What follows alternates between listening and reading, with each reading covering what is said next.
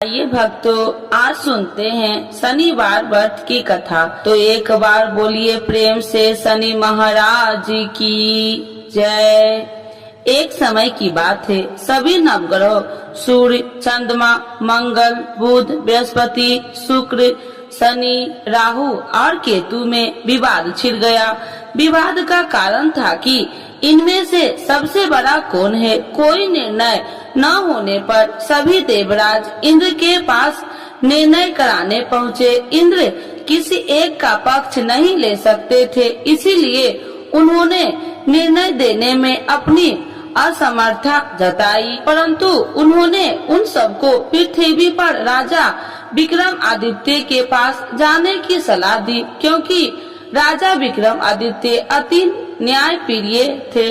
इंद्र ने कहा कि वे ही इसका निर्णय कर सकते हैं। इंद्र की सलाह से सभी ग्रह एक साथ राजा विक्रमादित्य के पास पहुँचे और अपने आने का कारण बताया। राजा इस समस्याओं से अति चिंतित हो उठे, क्योंकि वे जानते थे कि अगर उन्होंने किसी एक को बड़ा बताया तो बाकी ग्रह कुपित हो उठेंगे।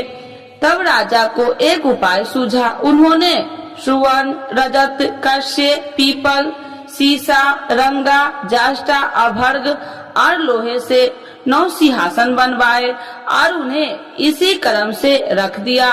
राजा विक्रमादित्य ने उस सब से निवेदन किया कि आप सभी अपने सिंहासन पर स्थान ग्रहण करें। जो भी अंतिम सिंहासन पर बैठेगा वही सबसे छोटा होगा।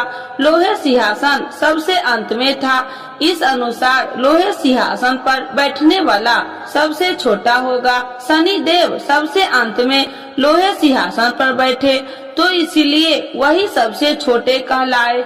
शनि देव को लगा कि राजा ने यह जानबूझकर किया है, इसीलिए उन्होंने कुपित होकर राजा से कहा, राजा तू मुझे नहीं जानता। सूर्य एक राशि में 1 महीना, चंद्रमा 2.25 महीना, 2 दिन, मंगल 1.5 महीना, बृहस्पति 13 महीना, वह बुध और शुक्र 1 महीने विचरण करते हैं, परंतु मैं 2.5 से 7.5 साल तक रहता हूँ। शनि देव क्रोधित होकर कहने लगे कि श्री राम की 7.5 आने पर उन्हें वनवास हो गया। रावण 7.5 आने पर वह वानरों की सेना से परास्त हो गया। अब तुम सावधान रहना। ऐसा कहकर शनि देव वहाँ से चले गए। इसके बाद अन्य देवताओं ने भी वहाँ से प्रस्थान कर लिया। कुछ समय बाद राजा की 7.5 आई, तब शनि देव घोड़े के सौदागर बनकर वहाँ आए। किसी ने राजा को सूचना दी कि कोई घोड़े का सौदागर आया है तथा उसके पास जो घोड़ा है वह बहुत बढ़िया है। राजा ने यह समाचार सुनकर अपने अश्वपाल को उस सौदागर से घोड़े खरीदने का आदेश दिया। अश्वपाल ने कई अच्छे घोड़े खरीदे। वह एक सर्वोत्तम घोड़े को राजा को सवारी हेतु दिया। राजा जैसे ही उस घोड़ा पर बैठा, वैसे ही वह घोड़ा भागकर वन की ओर चल गया। वन में काफी अंदर पहुँच वह घोड़ा गायब हो गया और राजा भूख प्यास जंगल में भटकता रहा। भटकते भटकते राजा को बेहद प्यास लगी। तब एक ग्वाले ने उसे पानी पिलाया। राजा ने प्रसन्न होकर उसे अपनी अंगूठी दे दी। वह अंगूठी देकर राजा आगे चल दिया और एक नगर में पहुंचा।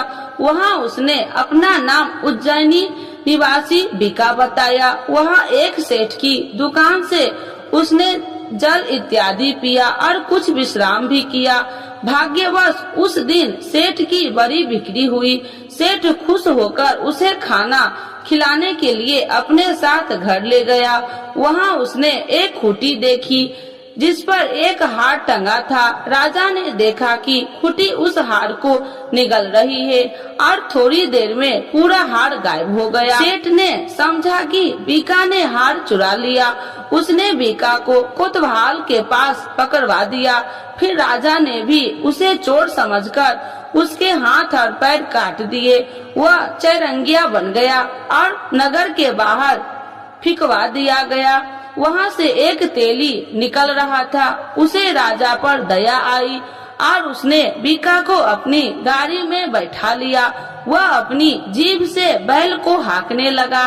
उस काल राजा की शनि दशा समाप्त हो गई। वर्षा ऋतु आने पर राजा मल्हार गाने लगा। तब वह जिस नगर में था वहाँ की राजकुमारी मन भावनी को वह इतना भाया कि उसने मन ही मन प्रण कर लिया कि वह उस राग गाने वाले से ही विवाह करेगी।